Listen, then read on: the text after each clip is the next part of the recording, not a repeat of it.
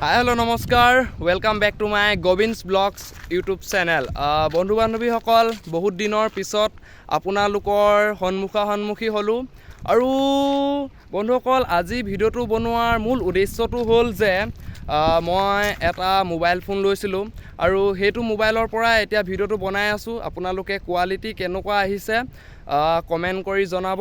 আৰু মোবাইলটোৰ নাম হৈছে ৰেডমি নোট 11।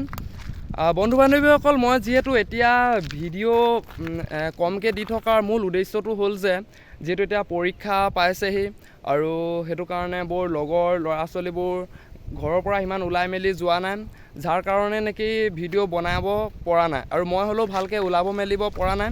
হ'লেও আপোনালোকৰ কাৰণে এতিয়া পৰীক্ষা যোৱাৰ পিছত নেক্সট মাহৰ পৰা মই ভালকৈ ভিডিঅ' আপোনালোকৰ মাজত দি যাবলৈ চেষ্টা কৰিম।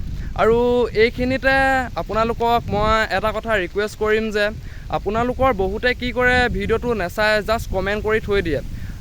ফ্ৰেণ্ডছ, তেনেকুৱা হ'লে আমাৰ একো লাভ নহয়, কাৰণ আমিও এটা ভিডিঅ' বহুত কষ্ট কৰি বনাম।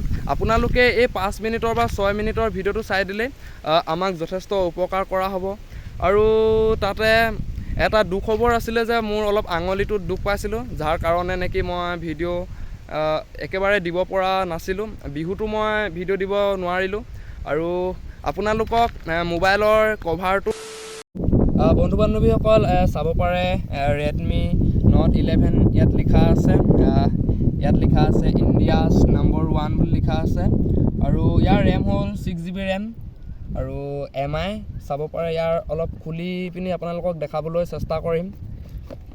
আৰু মই যিহেতু দোকানত আনবক্সিং কৰিলোঁ, এইফালে চাব পাৰে এডাল চাৰ্জাৰ দিছে, আপোনালোকে চাব পাৰে 33 ৱাৰ্ডৰ।